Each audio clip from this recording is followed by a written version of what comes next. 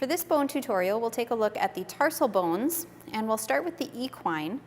And here I have some tarsal specimens, and I have a couple separate bones, so we'll look at all of these and point out the structures that you need to know.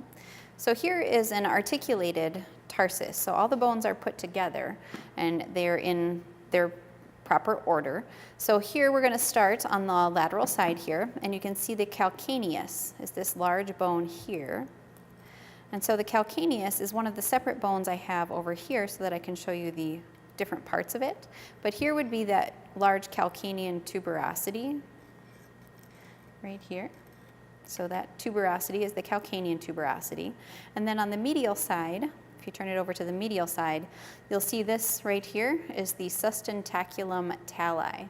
And so we'll just take a look at that on this isolated bone. So here you've got calcaneus, so the calcaneus bone here, just as a separate bone.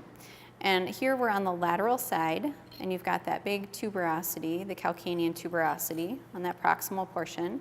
And then on the medial side, if you turn it over, you have this big part, this prominence is the sustentaculum tali, right there. So then the next bone we'll talk about is the talus. So the calcaneus, and then you have the talus here. So the talus is the one with the trochlea, right here. So the trochlea is single in the equine, but we'll look at the bovine also, and the bovine will have two of them. So we'll have a proximal and distal that we'll talk about, but here you just have the trochlea in the equine. So that's the talus, calcaneus.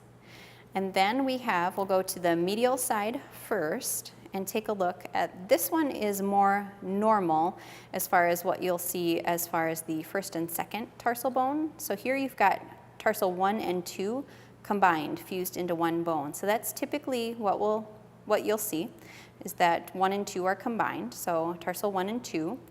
And then you have tarsal number 3 right here, so that's the third tarsal. And then just proximal to that, you have this big central tarsal bone right here. And then as you move over to the lateral side, you'll find tarsal 4 right here. So again, medial side, we're looking at T1 and 2 that are fused together, T3, medial side has T4, and then here in the middle is that central tarsal bone. And you have the talus and the calcaneus. So the last thing I want to point out here on this lateral side is that you have T4 here, and right next to T4 and in between T4 and T3 and the central tarsal, you have this vascular canal. So I'm just putting the probe through it. That's where an artery runs through there. So that's a vascular canal. And that's in between this T4, T3, and central tarsal bone. So just that little hole, the vascular canal. So now on this specimen, I just want to point out the difference. So this one has an irregular arrangement of its T1 and 2. So here we're on the lateral side, so you've got calcaneus and talus.